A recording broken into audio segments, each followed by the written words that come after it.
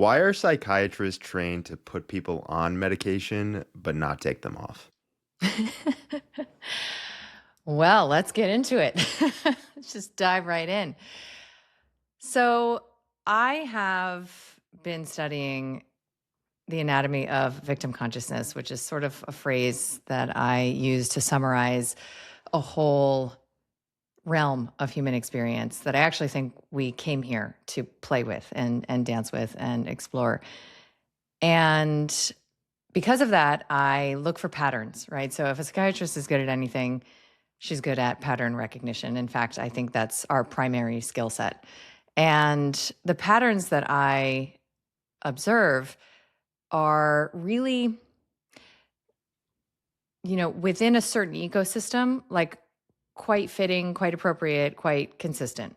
So, the analogy that I sometimes use when people get indignant about the medical system, and I spent 10 years as an angry activist indignant about the medical system, so I get that, uh, is that it's kind of like going to the butcher and demanding a vegan entree, right? Like they don't sell it there. They never said that they sold it there. And in fact, it's kind of on you as the consumer to be aware of the, the vendor and what they're vending. And the reason that we don't see that is because we are a match for whatever that system represents, right? So when I went to medical school, I was 1000% a match for the mechanical universe model of the human body, right? And also for the belief that the body is separate from me, that it breaks down, and that I need mechanics to help me manage it, and that anything that the body is doing is simply just like a problem to be fixed and solved. So it made a lot of sense to me in my training to learn about how, in psychiatry, we're just specialized up here. This is our area.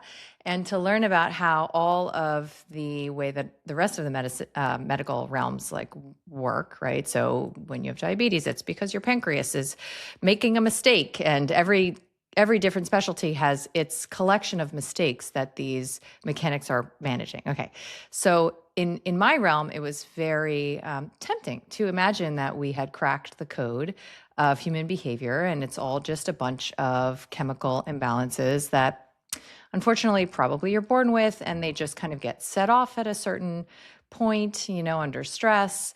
And then the best that you can do is manage the imbalance. It's not your fault. That feels good. It's quite validating of a suspicion that you have that you're broken and damaged to begin with. And now it has a name. You knew was the case anyway. So here's the title for it. And you also get so much out of the experience, both in the dominant position as the doctor and the submissive position as the patient. You get so much out of that relationship. That hierarchical power, consensual power dynamic is very therapeutic. It's very healing, even in a lot of ways, right? So when I, as a patient, go to the doctor in that system, I get attention, I get care, I get direction, I get to feel that childlike fantasy revivified, that somebody knows better than me and they're here to protect and serve me.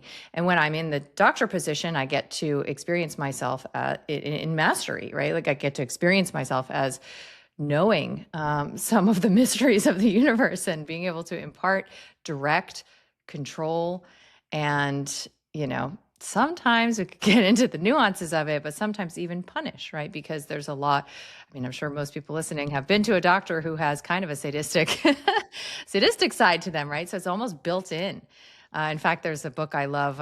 I've sort of book reported it on my own podcast called Dark Eros, and he talks about the sadomasochism of everyday life. I mean, it's quite real and relevant to the dynamics in medicine. But anyway, so it makes a lot of internal sense if you are in the mechanical universe perspective and you believe that the body is rife with inborn errors that need to be managed by mechanics, by experts.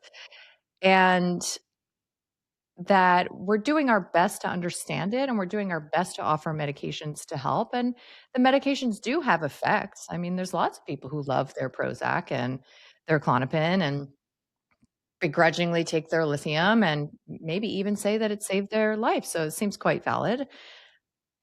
That's all internally consistent. There's not actually a problem, right? It's like that quote that says, like, the system isn't broken, it was built this way. And so it really only invites a broader perspective or a shift in perspective when you encounter the limitations of that, what I would call that poor bargain, right? You really wanted it to be so simple. You really wanted it to just be your chemical imbalance. Somebody knows how to manage it. You just take your pills, go to CVS every month, and everything's going to be fine. Well, I wouldn't have had a 2-year wait list for 10 years in Manhattan if that was the case. Okay, because I became known as somebody specialized in deprescribing, in helping women to come off these meds. Why would I have been, so sought after if everything in the system's working so well, right? So what becomes problematic is what the literature, non-industry funded literature, bears out, which is that the long-term outcomes in this system are no bueno, right? Like um, there is a whole body of literature I was introduced to by investigative journalist Robert Whitaker that substantiates the hypothesis that says, actually, the reason that we are struggling as a collective with so-called mental health disability is because of medication. It's actually the medication that is driving what's referred to as iatrogenesis, that's driving, doctor-induced long-term injury and harm and poor outcomes. That seems like hard to compute. Like, of course, you would do better with some treatment than none. Well, actually, that's not what the long-term literature, which usually isn't funded by industry. They usually only fund studies that are about 2 months long, maybe 6 tops, typically. And so when we look elsewhere and we study elsewhere how people do on these meds long term, it becomes problematic. We also can talk to folks, right, in the grassroots psychiatric awareness movement, who talk about the development of very acute onset side effects, right, including violence and impulsive, suicide, homicide, changes in behavior. They go to their doctor for depression and they end up with a bipolar diagnosis 3 months later after they start on an SSRI. And the literature also supports this phenomenon, right, of the very severe and impossible to really risk stratify. Like, we don't know who is gonna experience this, so it's a real Mhm. Russian roulette. Acute onset side effects. And then there's also the folks who, and side effects is really a misnomer. They're just all effects, right? Then there's also the person who, maybe they got put on an antidepressant in the setting of a breakup in college, and now they're like 30 years old, starting a family, life is good. And maybe this was my patient population. Maybe they're thinking about conceiving. So this woman's on her med and she's like, well, I don't know about taking this while I'm pregnant. And, I was one of the first 300 psychiatrists in the world to look at that problem, dilemma, let's say. We were called, or are called, I guess, reproductive psychiatrists. And essentially, I was trained to continue women on their medications. That was the angle that, I was trained in. But regardless, let's say you're that woman and you are like, okay, well, I'm just going to discontinue this. It was fine. It was fine. It did its thing. I stopped worrying about the problem I was worrying about. I stopped caring about it, and I'm going to discontinue it. Well, anyone who has attempted to discontinue a medication they've been on for, years, if not decades, might be able to shed some light on the extraordinary habit-forming nature of these medications. And that became my special interest because I was never told about this in my Ivy League training. I was just told, like, you cut it down by a quarter of the dose once a week, once every other week, and it's fine. Well, what happens then is that people develop all sorts of symptoms, most of which are new. And what do we tell them? We gaslight them and we tell them that's your mental illness, or it's a new diagnosis that you're now dealing with, and you better get back on your meds. So I was literally trained to parrot that.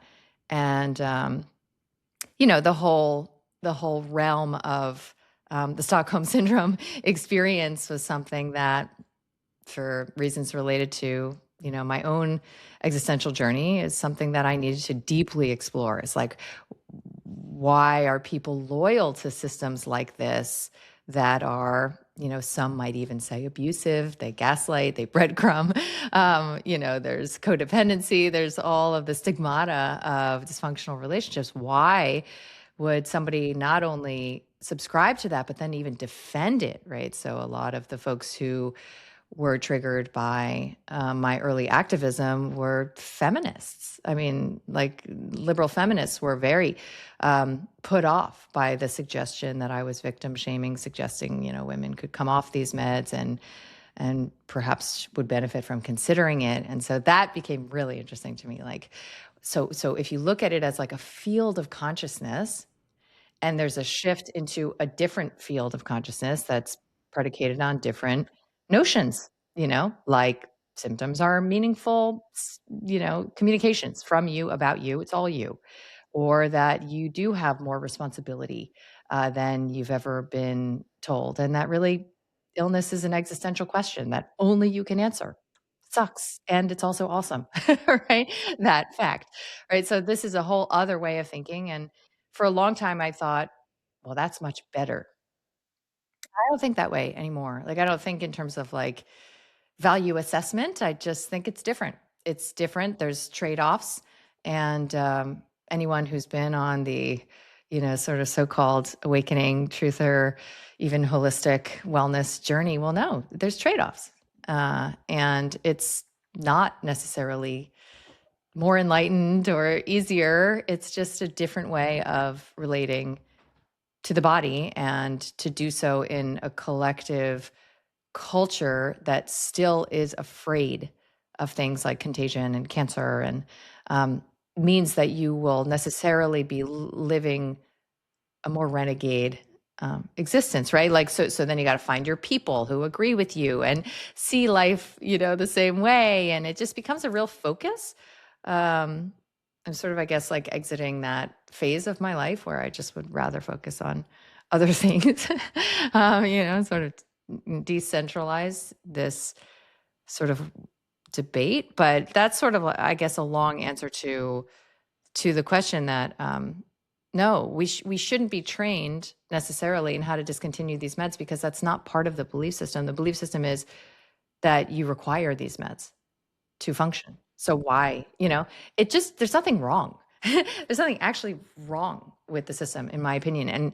And when you protest, like I did, to the system, it really is like a tantruming child, demanding that their emotionally immature parents treat them differently. Like, they can't actually. If they could, they would, and they can't. So there's no point. It's better to almost like seek that care elsewhere, or of course, as an adult, learn to provide it to yourself. So like you mentioned, your specialty in psychiatry was reproductive psychiatry, which, working with pregnant women or postpartum women. Working off of that, how did your own personal pregnancy really create the spark for you? So I'm sure most people listening know the concept of cognitive dissonance. And I had a couple of experiences with that phenomenon during my first pregnancy, because I was a fellow. So you're an intern and then a resident. And then if you want to further specialize and stay in in that system even longer, because it's so pleasurable, you would become a fellow, right? So I became a fellow, and I specialized in reproductive psychiatry. So I was pregnant during that year that I was specializing in prescribing to pregnant women. So here I am pregnant, and I have this patient who I'm prescribing to. Routine, like, this is quite routine for me at this point.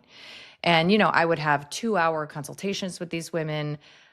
When I spend some time looking back and feeling myself so superior, this is maybe like, I don't know, 5-8 years ago, so superior to my past self who used to prescribe, I really had to contend with the fact that I really cared a lot about my patients, right? So that's, that's a reality when we want to vilify, demonize, dehumanize the henchmen of the system. I was that person, so I know that I was the same person then, essentially, that I am now.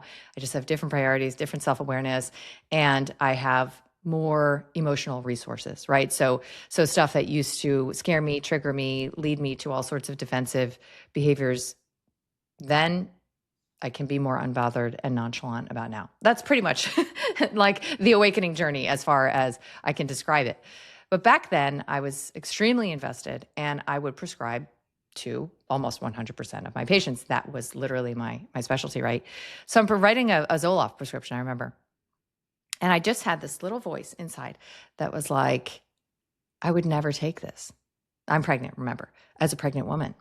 I don't care about the 25,000, registry reported cases that demonstrate a lack of teratogenicity, meaning that, it doesn't look like it's going to impact the formation of the fetus if you take it. And for the most part, it's better than not taking some.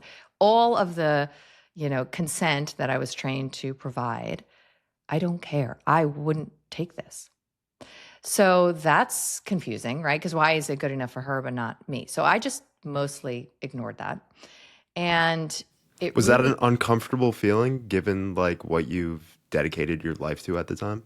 so because my primary defensive strategy has always been intellectualizing, I never would let myself feel uncomfortable feelings.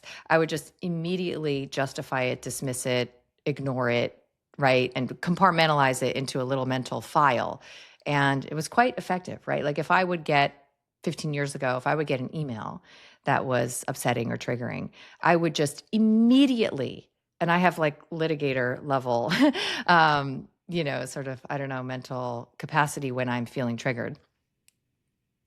So I would just immediately shoot off, like within 90 seconds, like a brrr, like a whole, that kind of thing, slice and dice kind of email. And then I would just move on. Like I literally wouldn't feel a feeling at all. It was quite effective, actually, but far more so, than really laying down that defense and sitting with the dread emotion. But of course, I've learned that the arc of an emotion is pretty much 90 seconds. So once you know that, you can sort of commit. With more zeal. So anyway, I I just ignored it. No, I didn't feel much of anything. And why I even remember that moment is interesting to me, right? And in a, a Rolodex of moments, like why do I even remember that? I'm not sure. Other than that, it was one of these is like the early tremors of an earthquake kind of a thing. And yeah, I would have a few more before I was 10 months postpartum, went to a routine physical, as you do, and was diagnosed with my first diagnosis, which is Hashimoto's thyroiditis, on like a routine physical. And of course, I was back at work 6 weeks postpartum, and you know overwhelmed and double booking patients, forgetting my ATM pin number, all of the usual stuff that a new mom deals with, and it was easy to dismiss. But when I got that diagnosis, it was like almost the same part inside, the same voice that was like, I'm not taking fucking Synthroid for the rest of my life. Absolutely not. Absolutely not. Also, because I know that women never feel well on this. This is a synthetic hormone. In this case, they just never really feel well. So first of all, that sounds like a pain in the ass. Second of all, it sounds like I'm not going to even feel good on it. That sounds like a trap, right? So I don't want to do that. And that is what led me to go see a naturopath, which of course was like so out of character that I don't even know if I told anyone in my life I was doing it at the time. And the rest is history, So that led me down a path of putting this so-called recidivistic chronic illness into remission. Now, gosh, I don't know, 17 years later, and a whole arc, right, from compliance to defiance, and I became this really vocal activist, published a New York Times bestseller with an exploding pill on the cover, and that was my whole identity for quite some time. And of course, you know, I've been from that pendulum swing, I've been finding this, more neutralized, less charged perspective on reality that feels, um, way more relaxed in my system over the past, I would say, like, 5 years or so. A term that you started off with in our conversation, victim consciousness, and you said victim consciousness is the only human pathology. I want to create a different term that I guess you would have resonated within a past life. What did that activist consciousness look like? Huh. Victim consciousness. That's the big reveal. So just a synonym. Yeah, yeah, exactly, yeah, and of course, it's not to suggest that that's, like it's not to participate on a meta layer in a meta layer of victim consciousness and say, "Well, that's bad and wrong," right? Um, the activists who are saying the system is bad and wrong, those activists are bad and wrong. Like, I I look at it as an arc, and I look at it as an energetic, almost alchemy, and that there's something that needs to swirl its way into a new form. However, I will say, what I like to refer to as the shadow of activism is quite real. When I went from we perpetrate from the victim posture. When I went from feeling like I was victimized by the medical system, by my $200,000 of debt and my thousands of hours of indentured servitude and, you know, questionable treatment by my higher ups in the system. And, when I looked at all the lies they told me, because now I had researched all of these more expanded evidence based truths about the untold risks of medications and their very limited evidence of efficacy, right? So when I learned all this, I was really enraged. And I, drew my sword and I was going to take pharma down. That was what I imagined was my dharma, right? Like I literally came here for this and I have all the tools to do it because, I have an Aries South Node. I was probably a warrior in 100 past lives and I could do this shit in my sleep. However,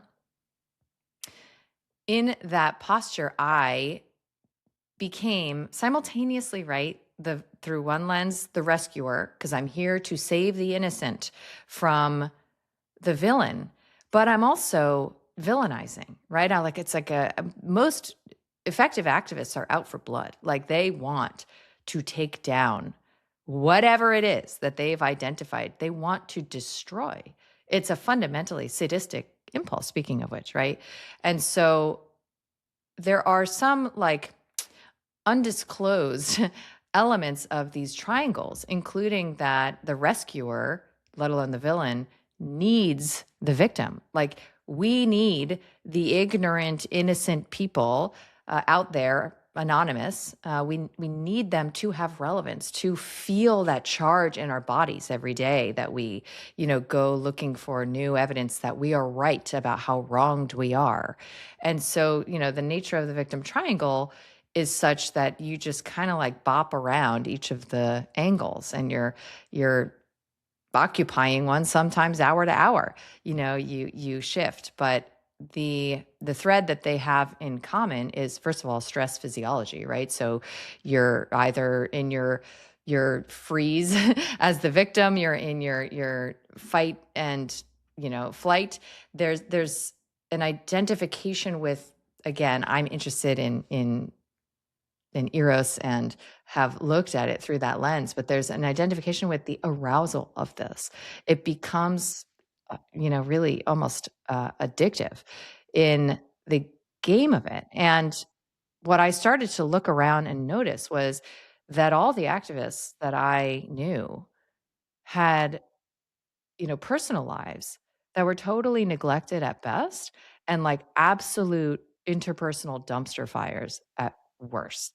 And I was arguably no exception, right? So I started to look at this and say, who are we to imagine that we know better how reality should be, right? So we were fighting with reality, but the implication is that we know what it should be. Well, we don't even know selves. Like we haven't even worked out the most fundamental dynamics in our lives, to where we have, like, I personally don't know, you know, a triangulating activist who has harmonious, healthy relationships in their lives. I imagine they wouldn't be doing that if they did. And I'll speak for myself. Like, it was a very elaborate avoidance strategy to focus on, for example, the anonymous child out there who might have parents who were underinformed about, the childhood pediatric pharmaceutical schedule, and I needed to save that anonymous child. Meanwhile, I'm poring over PubMed articles, and my own kids are, sitting at home hanging out with their grandparents because their mama is busy being an activist, right? So, just as an example of why it's quite an effective avoidance strategy, I didn't have to look at the ways I was like, not emotionally ready to embrace motherhood earlier in my own process. So yeah, I have really scrutinized, mostly because I'm interested in how you can shift from compliance with the system to defiance from the system, and you'll confront the exact same shadow material in both. And that's why, as I navigate, all of these choices, whether it's in the medical and health realm, whether it's in self, care and lifestyle, whether it's in, finance, education, like all these places where I have awakened to the truth and decided that I know the truth, and judged and blamed and condemned where I came from and those who are still participating, I eventually get to the point where I'm like, yeah, I'll take a little of that, little of this. And it's not like greenwashed. It's not like integrative medicine, like a little fish oil with your chemo. It's just mature discernment, right? Like, it's like now, like, I was rigidly gluten, dairy, sugar free, basically, paleo for 15 years. Okay. Now, and I believed so many foods were bad, and I could make the scientific case. I wrote books about this with hundreds of references.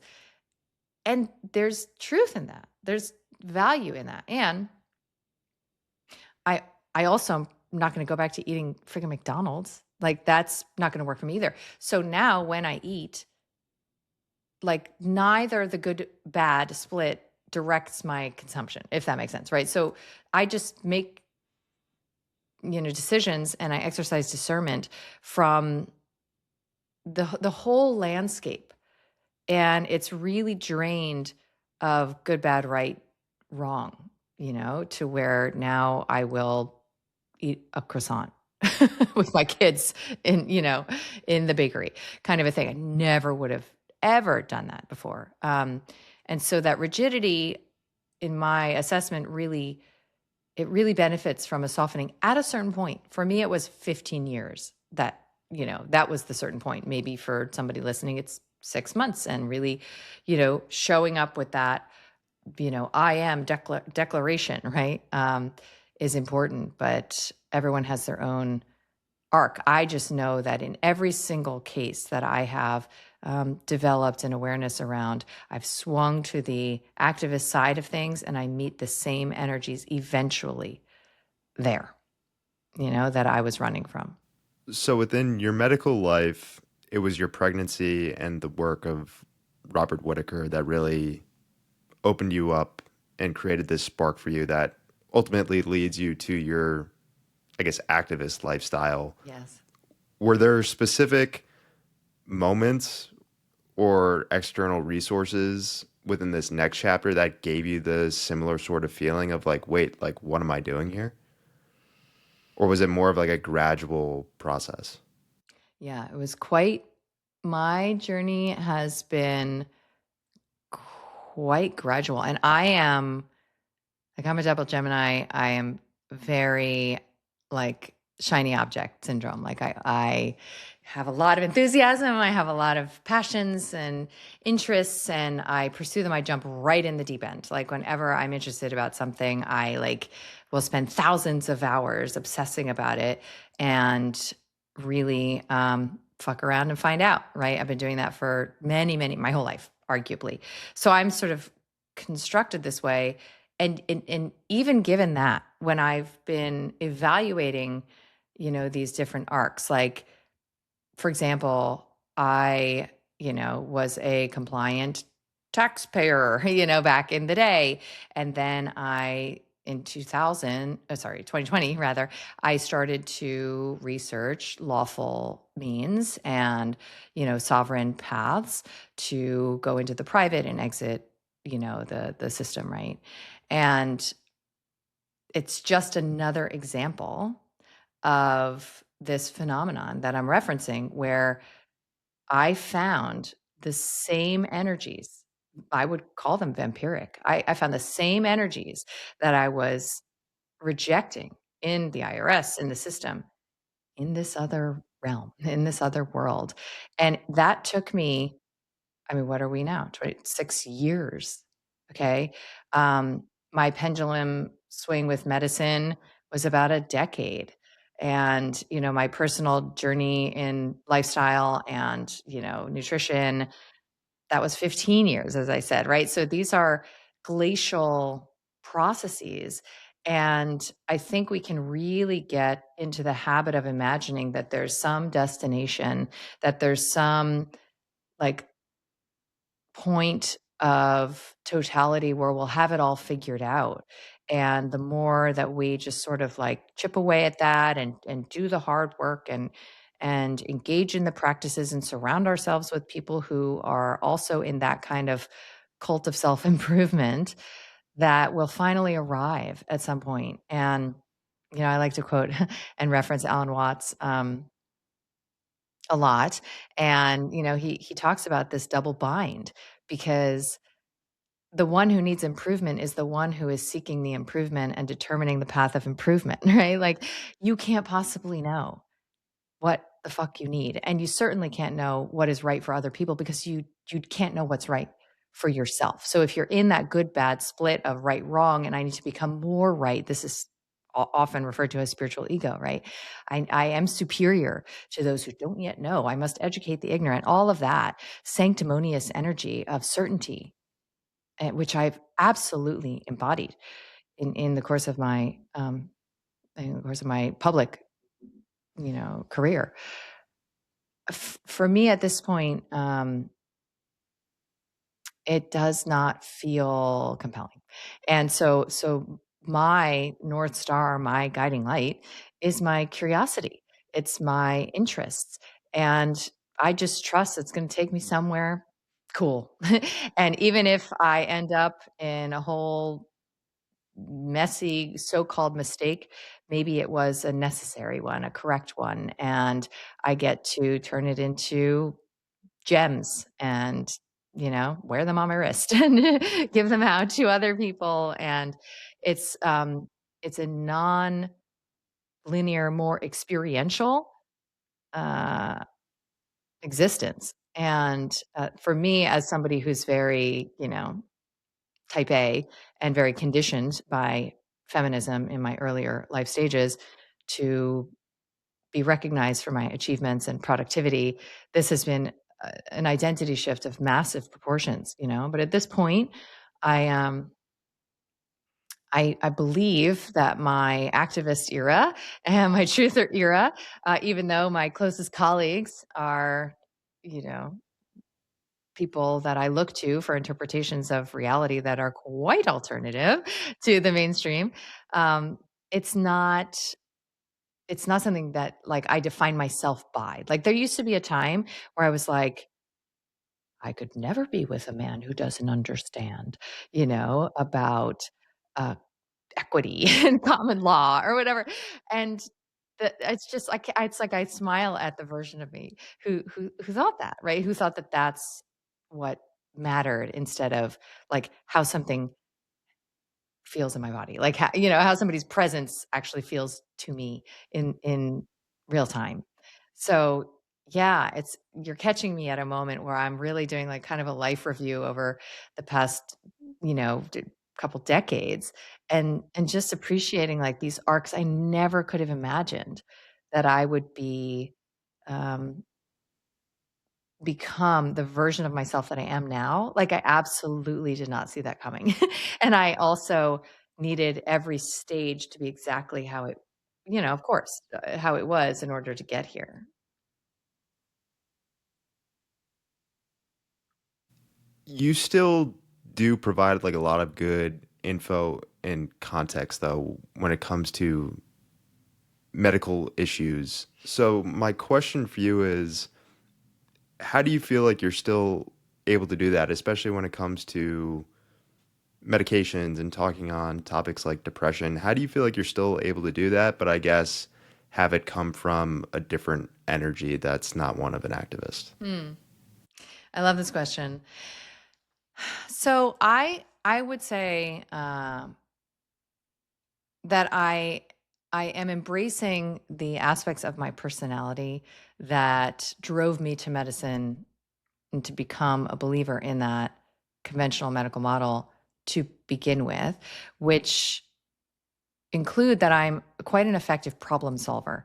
I can think on my feet. I have a very clear mind, and I love organizing meta strategy, right? So I'm not a details girl. Ask anybody. You don't want me booking your dinner reservation because I'll book it for like, a calendar year from now, or flights, right? I'll book the AM for the PM. Like my sort of zone of genius, I guess, and my role even in my own experience of entrepreneurship and leading as a founder in my company is organizing very complex material into simple, executable strategy.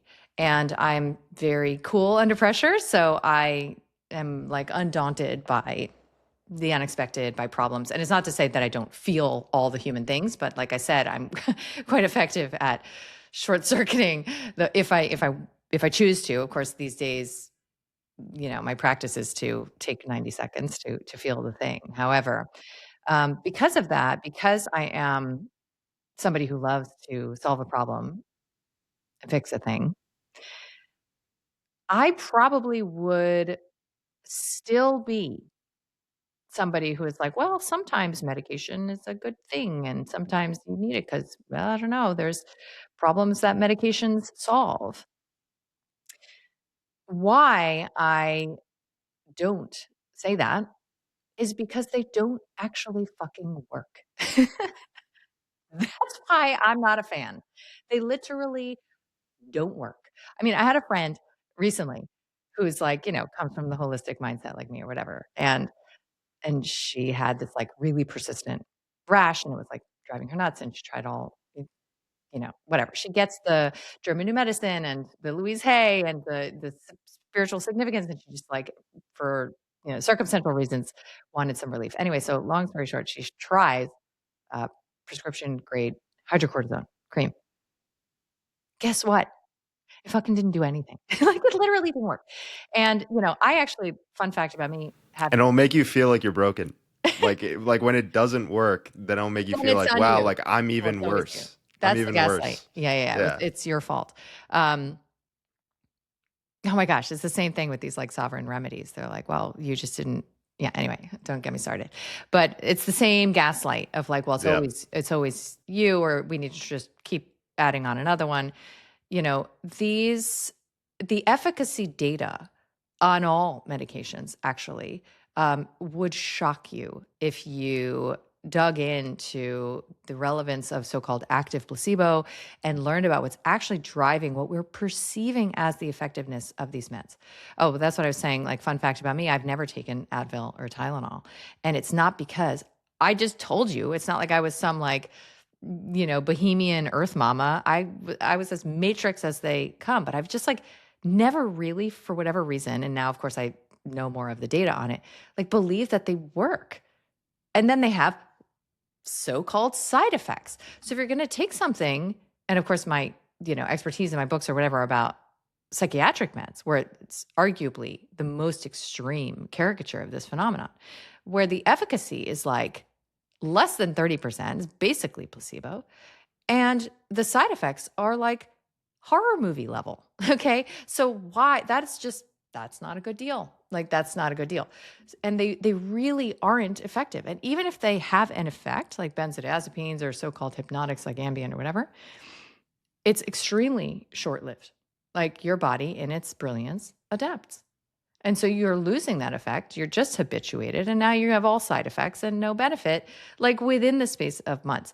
So, not a fan. Like, that's just like not, I wouldn't buy that thing, right? Like, that's not, it doesn't jive with my personality, which is interested in like fixing, solving, like actual outcomes. So, I became an outcome junkie some years ago in my business, and you'll find a whole wall of outcomes, uh, through my health program, and that when I am signing up for a new service or something, like, I always want to speak to a past client. I want to, know about real testimonials, maybe if it's relevant, if you published literature like I did, of course, that's only relevant in certain situations, or you've done your own little exploration to quantify in whatever way is possible, what people have experienced. That is what I have focused on. So I have turned myself towards tools that have reliable outcomes. And interestingly enough, my health reclamation program it's just lifestyle medicine. But I do think that part of why it's so effective is because of the shift in mindset, to where you're translocating the power center inside of yourself. And that is why it does the things it does, because your whole nervous system is now able to shift out of that stress physiology, that victim field, and shift into regeneration, and it already knows how to do all the things. And all you do is like sort of stand by, I guess, and just keep, I call it chopping wood, carrying water, like, right, like that sort of Zen perspective of like really focusing on the mundane and knowing that you are initiating yourself. So I am a big believer in personal initiations and what it is to do the very courageous thing, moving in the direction of change. And it seems behavioral, but it's really identity. It's your identity.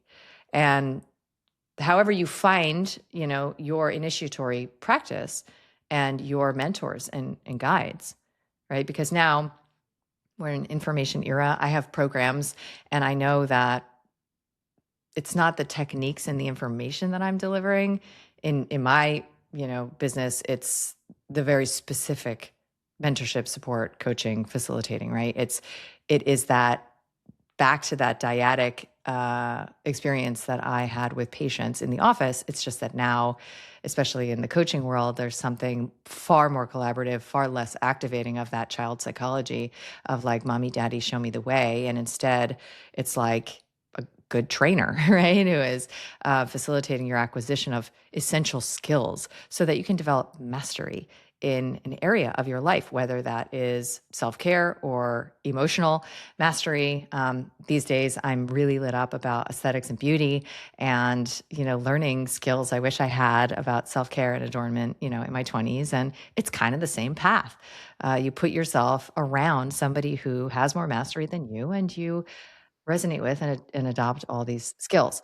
So because I'm a believer in that initiatory, ritual practice journey, I still will say, at some point when you see medications as the poor bargain that they are, or you want to avoid engaging at all, you'll want to shop around for something that you're attracted to because you are guiding yourself, of course, that is promising something that makes you feel more alive.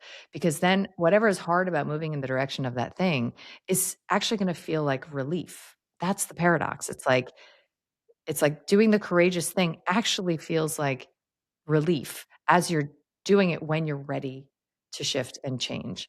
And the more support you can have around you, like I've had a coach for every one of these transitions.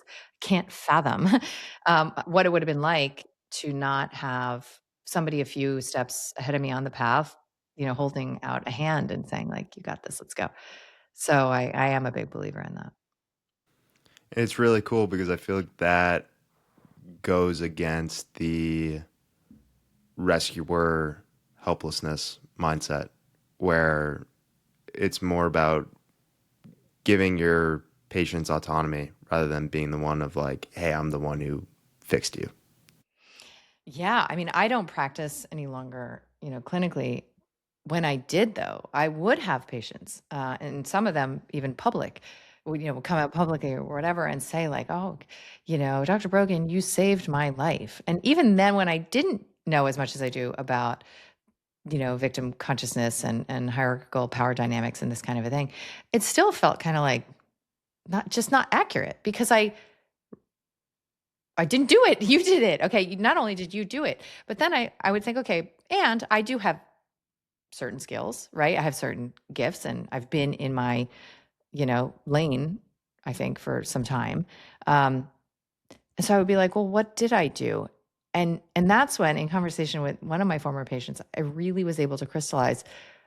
I did what came very naturally to me at the time, and actually still does, is I could look at a woman in front of me who was like on 5 meds, just out of state hospital, like arguably a montage of brokenness. And I could like look at her and I could see, not like visually necessarily, but it's like I could perceive her well, totally, and interact with her on that level. Like now I understand it's like just seeing the God in somebody, but I didn't have any sort of spiritual framework for that. I don't know why I was able to sit with a woman who had been discarded essentially, because a lot of the women that I would work with, I was like last stop, end of the road. Like they had electroconvulsive therapy and, still these meds are ineffective or whatever. And I could see that, right? And I would treat them that way. And, I think a lot of the energy that I have recruited is almost like a benevolent father energy, actually much more than a nurturing mother energy. And I would, hold them to a standard of their own self-expression, and you could even say performance, that was pretty exacting. Like as a clinician, I very no bullshit, go big or go home kind of an energy.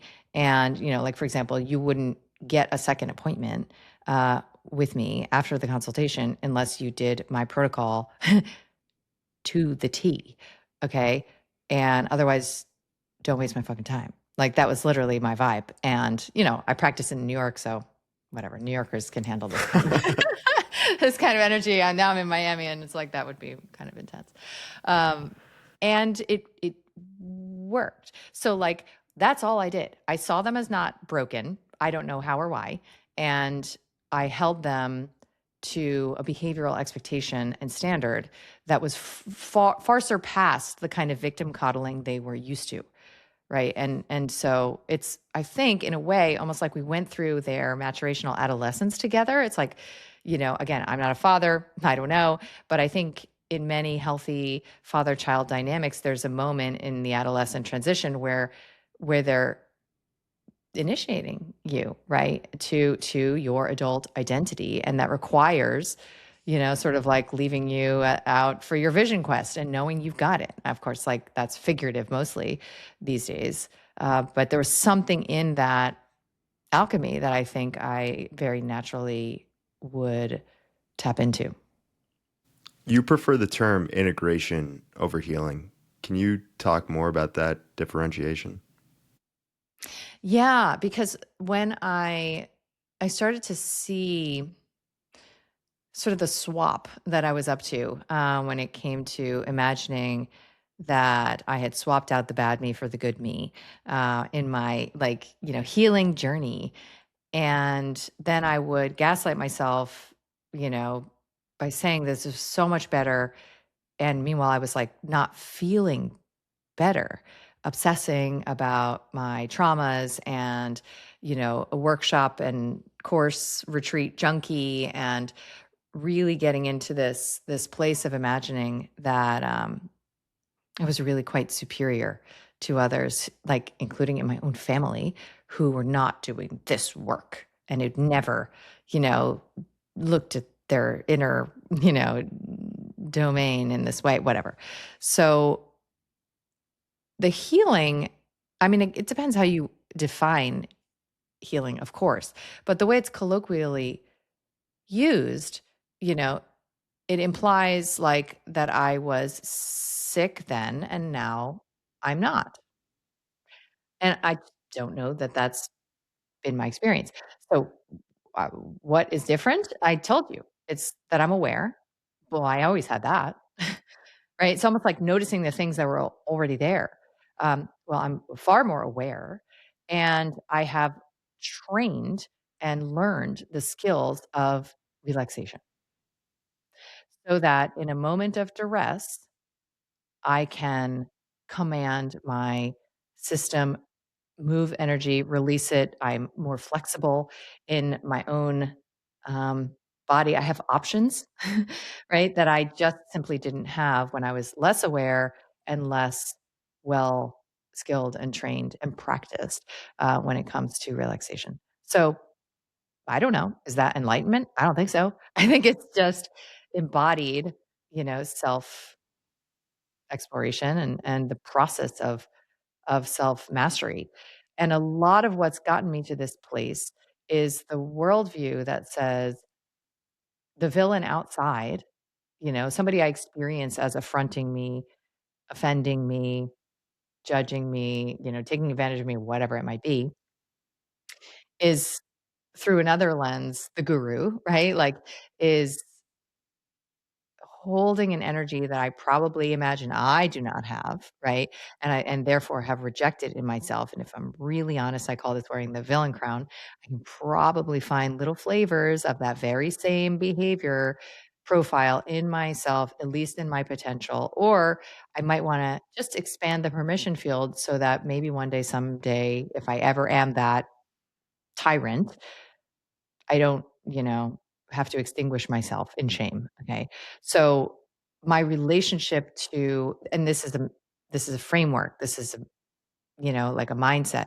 My relationship to people that I would otherwise, and experiences that I would otherwise judge as like a portal of exploration. And my friends believe this also. So we kind of like, all practice this. And why do we do so? Because it allows me to relax my system when I otherwise wouldn't be able to, because I would immediately launch into stress physiology, and I would, probably persist there, sometimes for years on end. I mean, I'm pretty sure I was, in versions of fight, flight, and freeze for decades. So that's and then I can do more pleasurable, easeful, fun things. And I also can start to recognize, when something is not easeful, like the new agers would say, like if it's not flowing or whatever, that's meaningful, right? That's meaningful because now I've told myself something should feel aligned. Like if I meet somebody and almost immediately I feel like I want to correct how they're acting, like this, especially in the business realm, like how often, right, do we like start working with a new vendor or whatever, and almost immediately we're like, we want them to see that there's something they could be doing a little different, like, but then we're like, oh, but there's nobody else. I should just kind of work with them. It's fine. It'll be fine. It's good enough. All of that is what I call, the poor bargain. It's the ingredients for experiencing yet again that victim field. And it's fine. Like it's fine because eventually it'll be uninteresting enough that you just don't take the bait next time because there's more fun, creative, interesting, pleasurable things to do, and if that's your priority, which it certainly is, um, I'd far rather be laughing with my daughters than like feeling really righteous about my position in some conflict I'm managing professionally or personally. It's just not compelling to me at this point anymore. Whereas I used to be, I will really subconsciously get off on it, I think, um, for a long time. I find it interesting that you said earlier that within your work, you would embody the identity of benevolent father rather than Mm. nurturing mother. And you've said that in the past, you use a term that you suffered from mother woundology. What exactly is that, and what was that experience like? Well, yeah, that's Carolyn Mace's term. Actually, just to, yeah, I like to try to attribute, yeah, when I can, this Woundology concept. It's just it's a really like a delightful play on the word, and also an implication that there is uh, a whole cultural focus on our wounds and traumas and early life issues that becomes a way of thinking. It becomes like there's like an epistemology. It's a whole uh, sort of place you can get caught and trapped identity wise. And so, I think we exist in that realm of our woundology for as long as it's, again, compelling. And then often it feels like relief to move away from it and to focus less on it. Um, I I have, and in my last book, The Reclaimed Woman, I talk about, how I have distilled down the features of the father wound and the mother wound that I think all of us have experienced, and in our own way. And of course, I can't know that it's everyone, but I just think it's part of the design, is to recognize that healthy, securely attached, unconditional love is not routinely available from the caregivers who so often desire to provide that, right? It's like the emotional immaturity of most of our parents and their parents and their parents is a legacy that many of us imagine we're breaking. But then if you look at how often you're just not on your kids' team, how often you do imagine you need to teach them something they don't know, how often you gaslight them about, that they're okay when they're crying or whatever. I mean, there's these subtle ways that we participate in sort of a greenwashed version of emotional immaturity. And I'll speak for myself. It has been the growth of my lifetime to get to the place where I am unconditionally committed to being on my daughter's teams. Now, my daughters are teenagers. It's, in my experience, despite the common tropes about teenage daughters, which I'm very dedicated to rebranding, because it's the absolute fucking best thing ever to have teenage daughters. And the the little moments, like for example, my eldest is, um, you know, multi-passionate, multi-talented.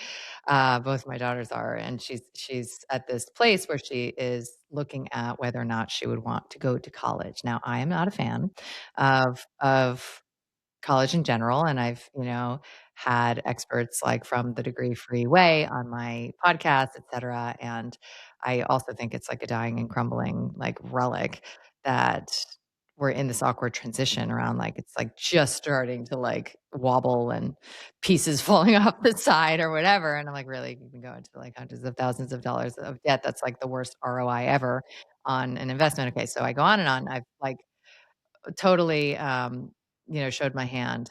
And I got to the point where I was like, thanks to one of my girlfriends helping me to see this, I was able to see that that I really was like supporting the many interests that we share. And then when it would come to this topic, I was like, oh, that's her dad's domain. Like he's going to take her to visit schools and I'm not involved and I'm not paying for it and all this stuff. And I just was able to see like that means that I'm not supporting her I'm not on her team. Okay. And what happens as a result of that? She will curate reality, share with me only selectively because there's already that split. Now, we do this in micro moments when your kid says, I hate tomatoes. And you say, but they're good for you. Like you're not on their team. And so the practice of interesting yourself in your child's experience over your own is one of the deepest so-called spiritual technologies like out there possible. I mean, there's literally nothing in my whole life that has inspired me to change and shift out of my know-it-all, like dominating, you know, um, authoritarian energy than my deep desire for intimacy with my daughters. It has humbled me on a level that has rendered me somebody like, now, and we have very beautiful dynamics and relationships. And and I'm not an expert at anything. Like, they don't think of me as really knowing, like, that's not why they value me. And I thought that that was what I was supposed to do, was, like, impart all of this hard-earned wisdom, you know, to them and make sure that they understand it and see reality through the conspiracy theory lens and whatever else, right?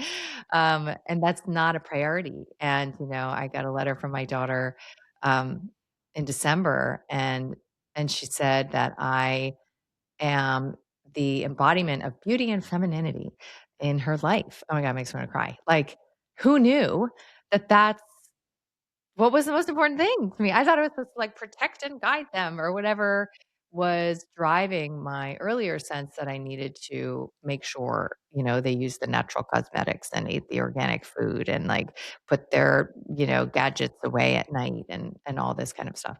So, the shift is, like any shift, quite humbling. And, wait, why am I talking about my girls? I always end up talking about my girls. It's what any mom would do.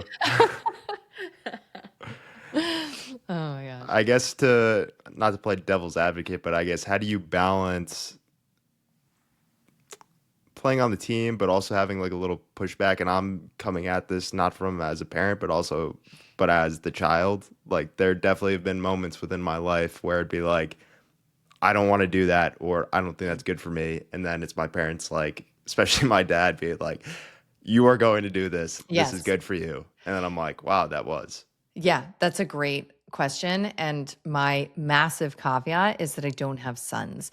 And That I definitely plays a it's difference. different, Yeah. like, I know how, at this point, how I would mother a son, and I do not think that's a mother's role, with Mm. their son, right? Like, I think trusting your son to make his own decisions over listening to you and the emotional incest that can arise from his imagining that he needs to make you happy, please you, and honestly regulate your nervous system is very problematic. Like, that's what I deal with in the adult realm, and I know the root of it to be how mothers are mothering their sons, right? From this father wounded place. So I really don't know. I suspect that it's quite different with fathers, but I will say that with my girls, when they tell me that they are interested in something, and then there's like a wobble in commitment, in follow through, in, sort of proactivity, I absolutely will support them in doing the damn thing, right? Because I experience that. I love dancing, okay? I go to dance classes, and I can't remember when I've left a class and not felt better than when I went, okay? Um, and I would say literally 9 times out of 10, especially if it's an evening class, before the class, I don't feel like fucking going. And I'm like, "Oh, I need to relax." 'Cause all I talk about is relaxation. I need to relax, and, I'll just go next week. It's fine. But the yes is underneath. It's already there.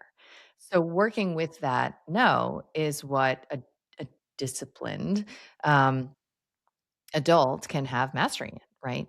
And if the no is underneath, like, if fundamentally, like, my daughter decided that she wanted to be homeschooled after being in school, and that no was also complexified by the desire to be with her friends and be at a school and whatever, right? So it's like messy, but there was a no under there. And so I was able to connect to what's underneath and then work out the meeting of the rest of the needs, um, in support of her, right? So I like to sort of track, like, what's underneath, the no or the yes, and then allowing for that. If your kid is a is a no to something like school, and you are in that authoritarian place of saying, "It's good for you, you need to go," like, that's something that child's gonna have to unwind as an adult.